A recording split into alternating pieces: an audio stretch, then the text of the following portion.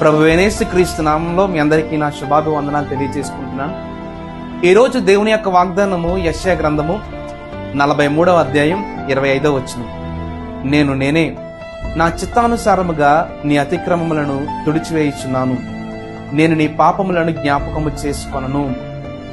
మనం దేవుని దగ్గరికి వచ్చేటప్పుడు మన యొక్క పాపపు జీవితాన్ని విడిచిపెట్టేసి దేవుని దగ్గరికి వస్తాం. అయితే కొన్ని సందర్భాల్లో మనమైన మన యొక్క పాపాన్ని గుర్తు చేసుకుని బాధపడచ్చేమో కానీ దేవుడు ఎంత మాత్రం కూడా నీ పాపాన్ని ఆయన జ్ఞాపకం చేసుకుని అంటూ ఉన్నాడు.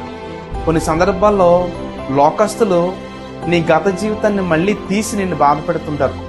గతంలో చేసినటువంటి పాపాలని మళ్ళీ నీకు గుర్తు చేసి నీ హృదయాన్ని గాయపరుస్తూ బాధపరుస్తుంటారు. దేవుడు ఎంత మాత్రం కూడా అటువంటి విధానంలో ఉండడానికి ఆయన ఇష్టపడట్లేదు.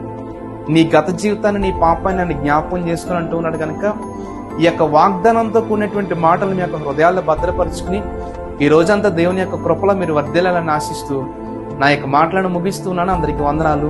God bless you.